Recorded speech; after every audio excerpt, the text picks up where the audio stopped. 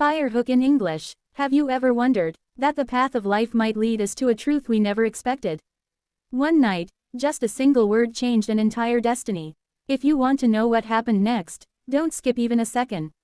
Story. Aree Kiran. The last light of the day touched the horizon. The sky shifted from golden to deep red. Shadows began to swallow everything around. The wind blew harder than usual. Leaves scraped against each other like mysterious whispers. The atmosphere was heavy with an unexplainable tension. A young boy stood in the deserted field.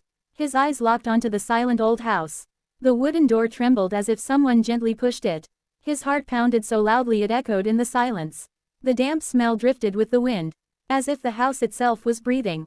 The final ray passing through the cracked window revealed the shadow of someone standing inside.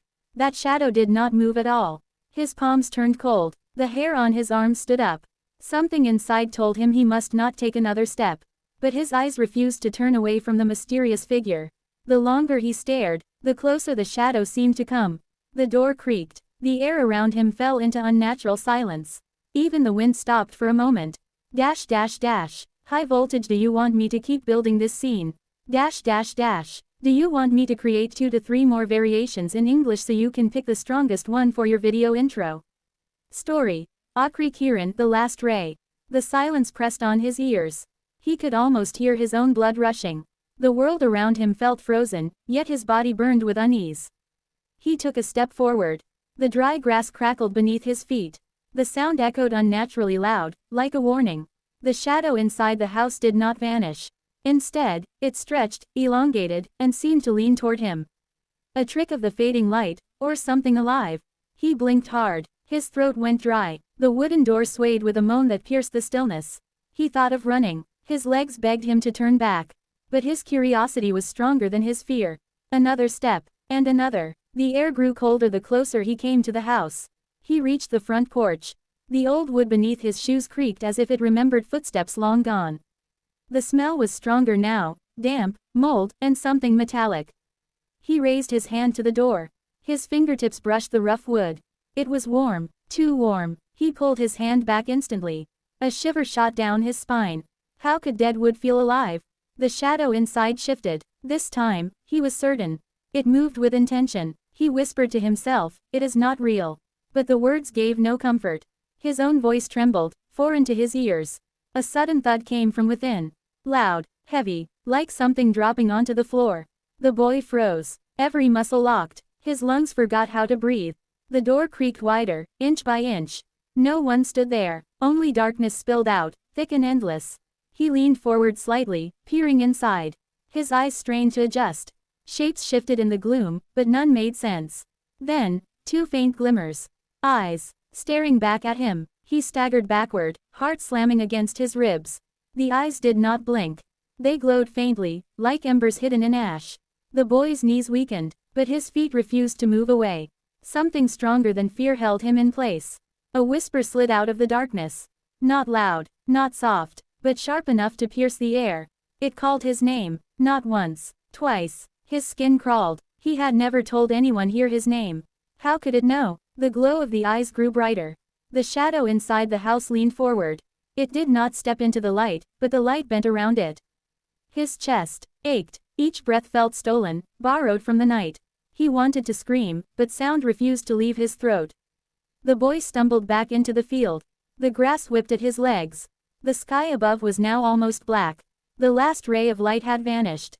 But the shadow, it stepped onto the porch. The wood groaned under its weight. The air thickened with every second. It was closer. He turned to run. His legs finally obeyed. But the field stretched on endlessly, longer than before. Every step felt heavier. Every breath cut into his lungs like knives. Behind him, the footsteps followed. Slow, deliberate, not rushing, confident. He dared not look back. But he felt the presence inch closer. As though it walked not behind him, but beside him. The whispers returned, dozens of them now, circling him from all directions. His name, over and over, until it became unbearable. The ground shifted beneath him. The soil felt wet, though no rain had fallen. It clung to his shoes, pulling him down. He stumbled, fell hard against the earth. The cold mud seeped into his clothes. He lifted his head. The old house was gone. In its place, only endless darkness. The eyes appeared again, closer. All around him, he shut his eyes tightly. His lips whispered a prayer he barely remembered. But even his words seemed to vanish into the void. When he opened his eyes, he was no longer in the field. He was inside. The old house surrounded him. Walls cracked, paint peeling. The smell of decay choked the air. The door was gone. There was no way out. Only a long hallway stretching into blackness. At the far end of the hall, the shadow waited, unmoving, patient. His heartbeat thundered in his chest. But his legs carried him forward against his will. Each step echoed like a drum in the hollow silence. The eyes glowed once more. And this time, another voice joined the whispers. It was not calling his name. It was laughing, low, cold, endless. He stopped walking, but his shadow did not. It kept moving toward the figure in the hall. The boy gasped. He looked down. His feet were still planted, frozen in place. Yet his shadow stretched ahead, dragged forward as though torn from him. And the closer it came to the figure, the weaker he felt. His chest tightened, his vision blurred, the world tilted. The last thing he saw, before the darkness swallowed everything, was his shadow shaking hands with the other. Ending episode. Aree Kiran. The boy's body collapsed onto the wooden floor. The cold planks pressed against his cheek. Every breath felt weaker, thinner, as though the house itself was draining the life from him. He tried to move, but his limbs no longer obeyed. His voice was trapped, strangled in his throat. Only his eyes shifted, searching the shadows. The figure at the end of the hallway stepped closer. Its form was clearer now. And what he saw froze his heart. It was himself. The same face. The same body, but darker. Hollow eyes glowing faintly. A smile carved too wide across its lips. His shadow had taken his place. And now it stood above him, looking down with something like triumph. The boy wanted to scream, but no sound came. The figure knelt beside him. It whispered the same words he had prayed under his breath only moments ago. But the voice was not his. It was deeper, colder. The walls of the house shuddered. The hallway stretched further into darkness. And from the black, more shadows began to move. They gathered. They circled. Dozens of eyes gleamed in the void. The boy's vision dimmed. The last thing he saw was his other self rising. Standing tall, walking toward the light outside. The real boy was left behind.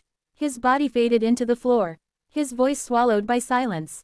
Outside, the world looked the same. The field, the sky, the night air. But the one who walked out was no longer him. The last ray of light had passed. And with it, so had he. High voltage. This ending gracefully closes the arc. It explains the shadow, as his darker self taking over, keeps the story haunting, and leaves the audience questioning what is real. Do you want me to also prepare a short, punchy closing narration line, like 1 to 2 sentences, that a narrator could deliver at the very end?